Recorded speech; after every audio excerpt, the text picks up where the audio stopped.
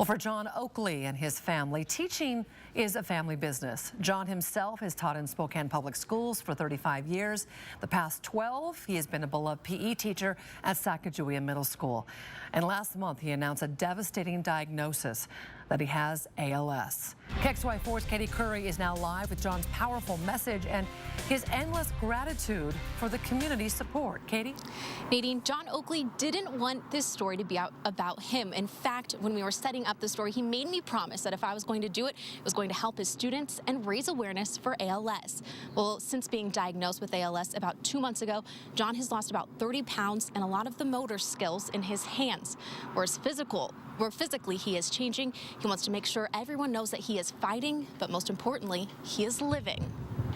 We all have something that in an instant brings us back to happier times. For the Oakley family, it's the snap of a pitch, the crack of a baseball bat. Life's been pretty good. No, life's really been great for us. A great life that for John Oakley starts with taking every pitch life throws at him in stride, whether it's a home run or a strike.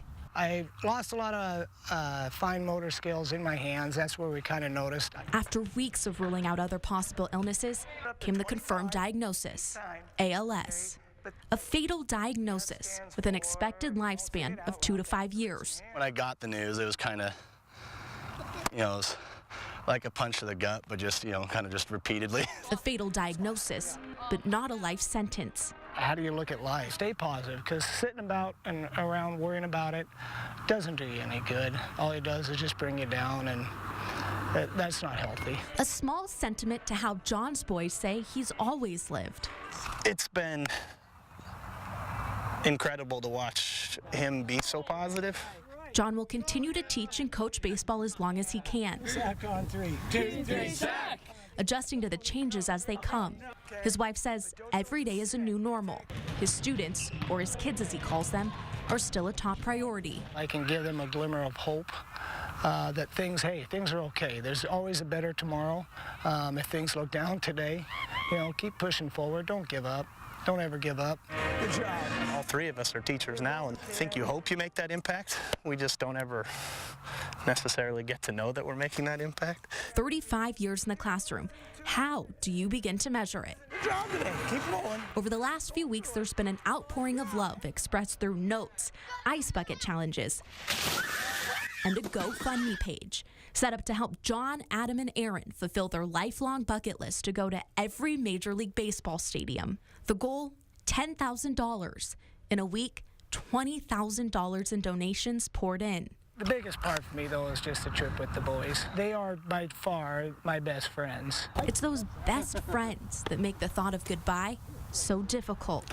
I have a beautiful wife. I've got 2 great boys. I have 2 great daughters. I have grandkids.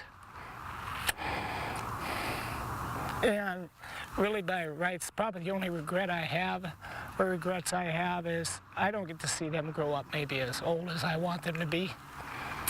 The truth is, none of us know how long we will live. I hope that I can be half the dad he was. But we all have the ability to determine how we live. No, I've lived an excellent life. I can't look back and say, I wish I could have done this.